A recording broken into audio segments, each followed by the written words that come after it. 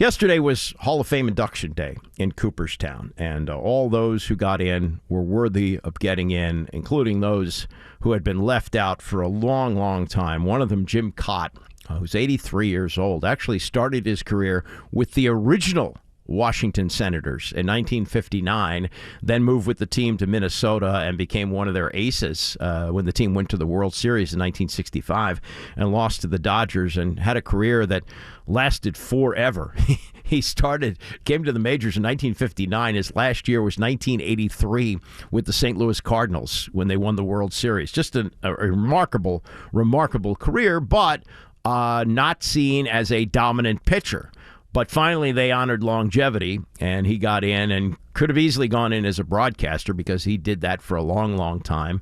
And his speech, predictably, was very good, very concise, very well delivered, and just tremendous. And then some who no longer survived, like Minnie Minoso, he actually spent a year here in Washington with the expansion Senators in 1963, but spent the bulk of his career with the Chicago White Sox, and then is famous for appearing, I think, in 5 different decades, because his career began in 1949.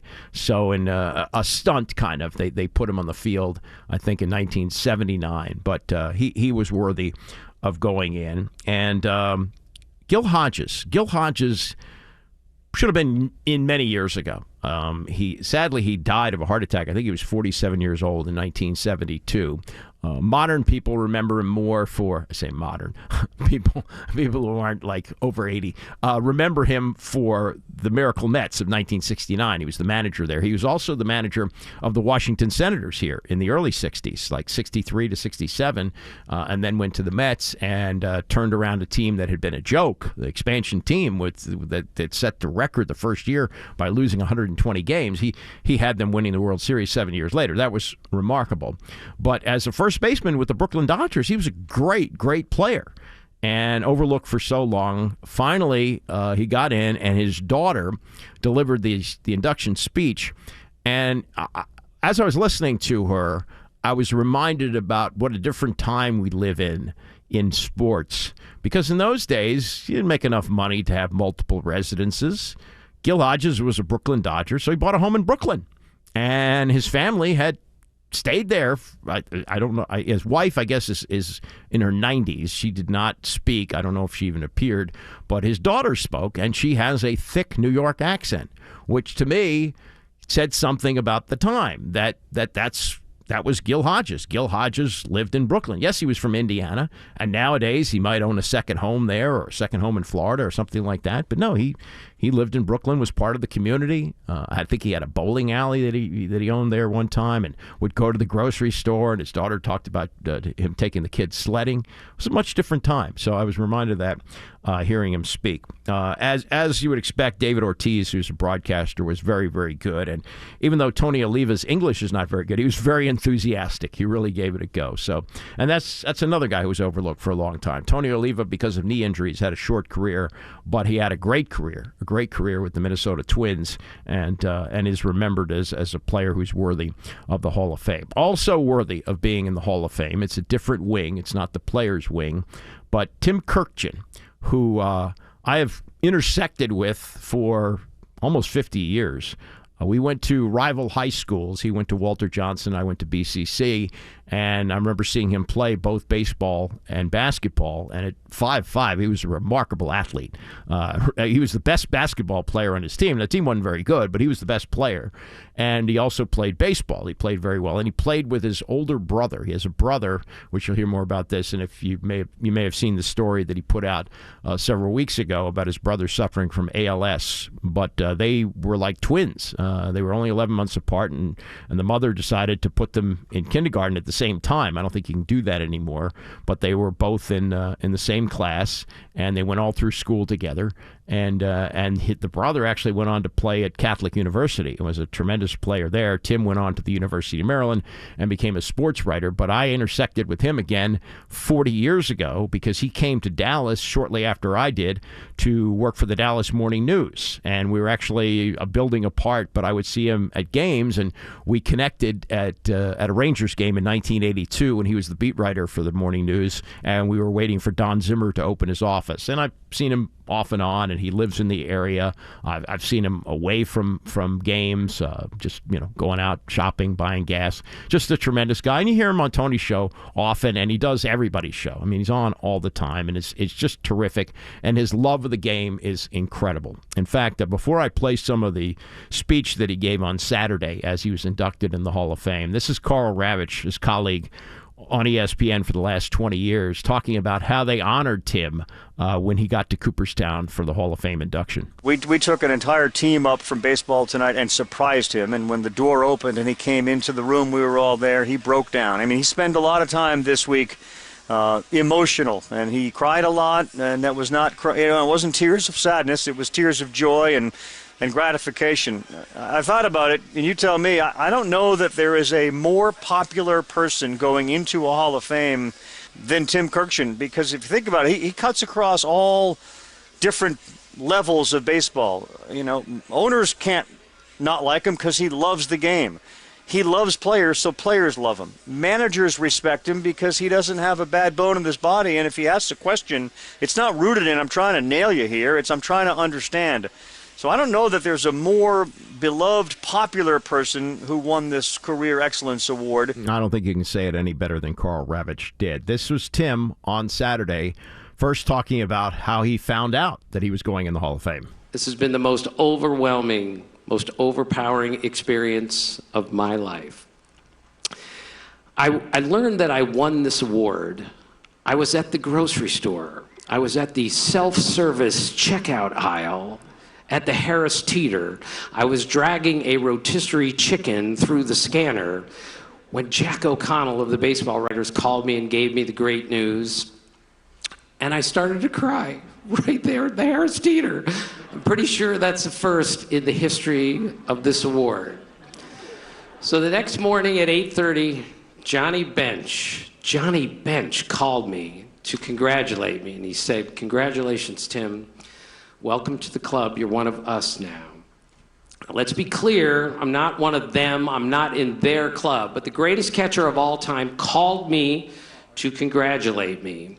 And then his voice went very soft, and he said poignantly, "Tim, it's moments like this that take you back to Little League." And I was just about ready to cry again. And Johnny said, "And let's face it, Tim, you're still small enough to fit into a Little League uniform." Thank you, Johnny. Johnny is here today. I can't believe it. There are Hall of Famers here today. Johnny, in 1975, caught 1,002 innings without a pass ball, and he came to see us today. Thank you so much. Last 30 seconds of that are Tim in a nutshell. The self-deprecating humor followed by a statistic over the top of his head about Johnny Bench not letting a pass ball go through, and it was 1,000 innings or whatever it was. I mean, just unbelievable how good he is with a crowd and how good he is with people. And this is an even longer example of this. He talks about first of all, Jim Cott congratulating him, and then segues into stories I've heard before, but they're worth hearing again. And it's about his career and how it got off the ground, including the days in Dallas. The day I won this award, I got a text from Jim Cott saying, "Tim, we are connected now, connected forever. To a player as great and a man as great as Jim Cott is the thrill of a lifetime for me." And of course, congratulations to David Ortiz, Big Papi. I checked with the Elias Sports Bureau, which I do on virtually everything, and we've established that it is the largest disparity in size between a player being inducted and a writer being honored in the same year. I give up at least a foot and close to 200 pounds to David Ortiz. I have loved baseball all of my life, and that love for the game, not any sort of great talent, has carried my career. Baseball was the primary language spoken in my house growing up. My dad was a really good player, and he taught us three boys how to play the game, how to love the game, and he gave us a great feel for the game. My two brothers, Matt and Andy, played baseball at Catholic University. They're in the Hall of Fame there. And all three of us went to Walter Johnson High School, named after the greatest pitcher of all time. I worked for the school paper. It was called The Pitch. Ugh. I did some work for the yearbook. It was called The Wind-Up. Ugh. So I was a terrible writer in high school, and one of my gym teachers once came up to me and said, "Tim, that might be the worst story I've ever read in the school paper. I hope you're not planning on making this your life's work." And amazingly, miraculously, I did. There were a lot of bumps along the way. January 1982, I'd just taken a job at the Dallas Morning News, and we got a tip that Ron Meyer, the football coach at SMU, was going to be the next football coach of the New England Patriots. So this was a really big story in town, but all of our football writers were traveling, so I had to do the story. So I called him on the phone 50 times. Clearly the phone was off the hook. So my boss said, "You have to go to his house."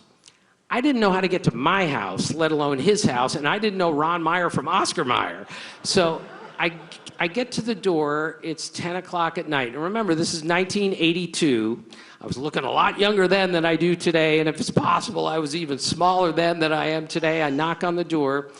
He comes to the door, and I say, "Hi, I'm Tim Kurkjian with the Dallas Morning News." And he goes, "Oh, okay, how much do we owe you this month?" So I didn't know whether to laugh or to cry, but I had to explain, I'm not actually the paper boy. I'm actually a real reporter at a real newspaper, and I've come to ask you some questions.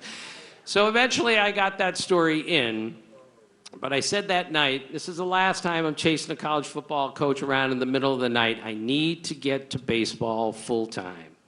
And 2 months later, I was the beat guy covering the Texas Rangers for the Dallas Morning News. And the Rangers were terrible. They'd lost 11 games in a row in May.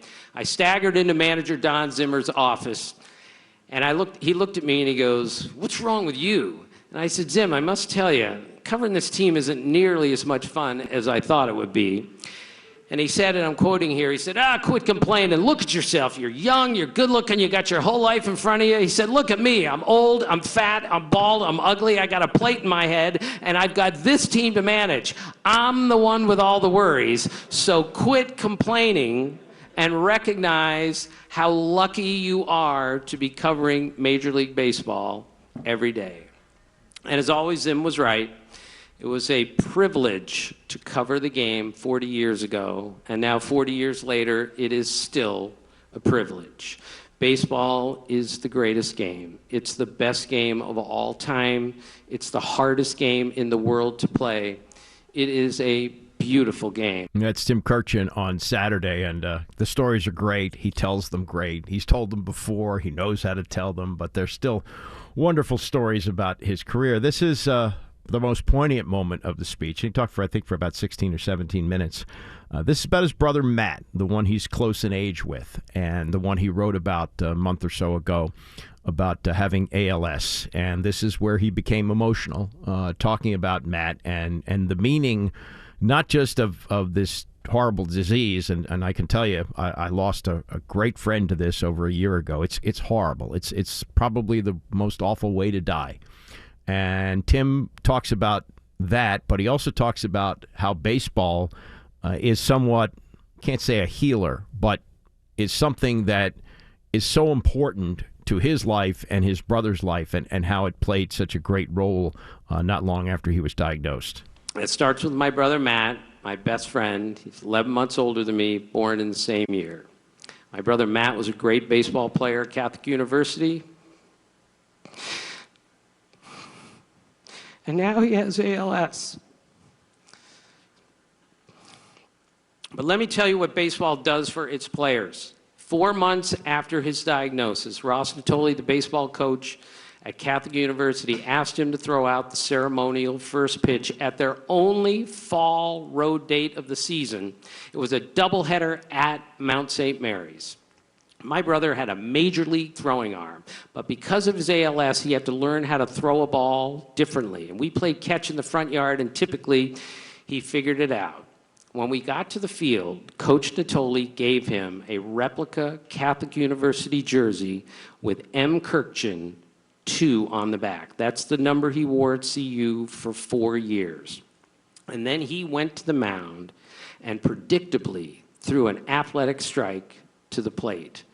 He looked to his right, and his immediate family were all dressed in Catholic University jerseys with M. Kurkjian, 2 on the back.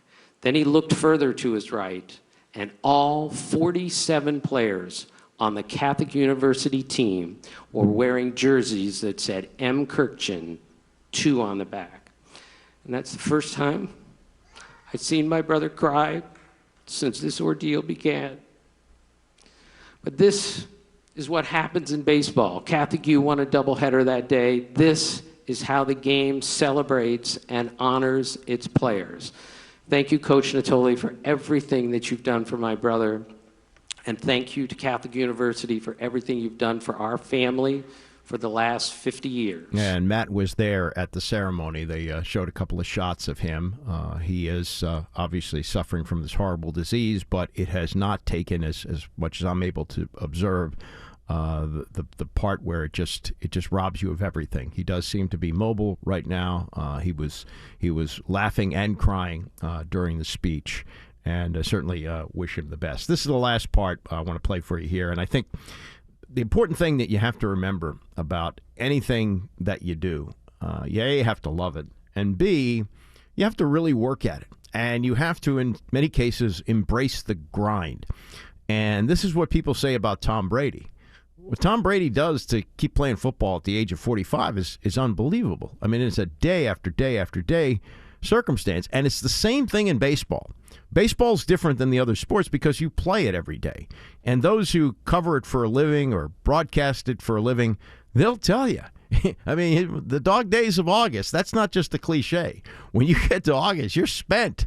And Tim embraces the grind, and this is, I think, the clearest example of that, as he told, again, a story that is self-deprecating, but illustrates his love for the game and how hard he's worked at it. I cut out every box score of every Major League game for 20 years and taped them in my notebooks like I was 7 years old. And I will tell you, I never missed a day. And I think we can all agree that's a streak way more impressive than anything put together by Cal Ripken Jr.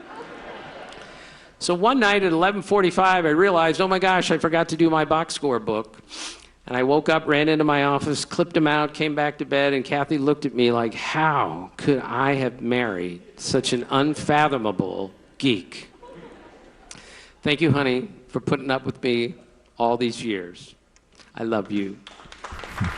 And Tim had his whole family there, his son, his daughter, their spouses, his grandson. It was really, really good. And if you have not seen it and want to see the whole speech, they have it up on MLB.com. Tim Kurkjian, a local guy, and still a local guy. Grew up in Bethesda, now lives in Gaithersburg, and is a real treasure. He's a baseball treasure and a treasure for ESPN.